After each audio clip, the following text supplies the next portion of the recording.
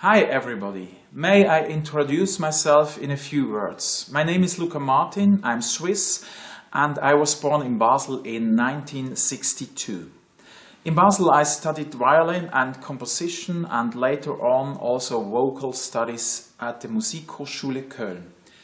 At the Opera House in Cologne I started my career as an opera singer and pursued this job for several years. During that period, I could hardly find the time to write music.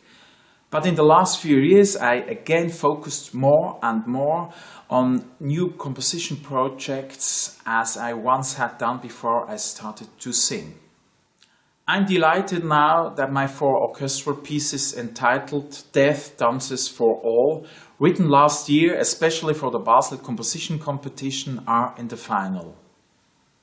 I can't exactly say why, but I wanted to create a link between my hometown Basel, where I grew up and where I got my first and most important musical impressions, and to the town where the competition takes place.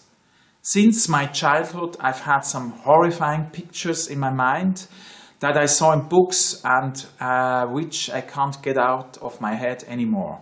For example, medieval paintings of decapitations or photos of concentration camps. But I also can't get rid of some cruel pictures from nowadays, which you can see nearly every day in the media. Basel is well known for the Basler Totentanz of the 15th century, in which I found a correspondence for my idea. As I said before, I wanted to get rid of those pictures in my head, and in a sense to put them in a musical shape. The former Totentanz was a picture painted on the inner wall of a cemetery beside the Dominican Abbey. It was a memento mori, reminding us that whatever our status, every one of us can be robbed of life by death. Fortunately, I live in Rheinfelden near Basel, and so I'm able to show you now the place beside the church where the wall with the painting stood. I'm now standing here on the site of the former cemetery of the cloister. Behind me you can see the church, and here, in front of this row of houses, was the wall where the famous Totentanz stood. There have been several restorations during the centuries, but in the end the wall and the pictures became more and more neglected, and in 1805 the wall was finally demolished. Thanks to a few art lovers, 19 fragments of the painting have been saved and can be visited in the Museum of History. Now let's make a jump to the museum. We are now here in the Basel Museum of History. The fragments show us only the faces of several people who stood there, people who had to follow death unwillingly.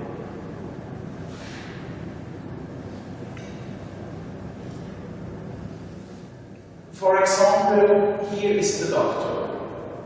But the persons were still alive in that very moment, and for that reason we should talk more about a dance of the dying instead of a dance of death. I wanted to retain in my composition, musically and dramatically, the interval which people have to experience shortly before death and with its entrance. I also wanted to retain a wordless language to express the ineffable. I was looking for a substantial equivalent to these naive and playful paintings.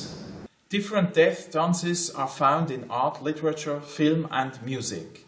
And at the beginning I was uncertain if I should add another one. But yes, I finally held on to the subject and wrote 4 tableaux for orchestra, kind of contemporary dances of death.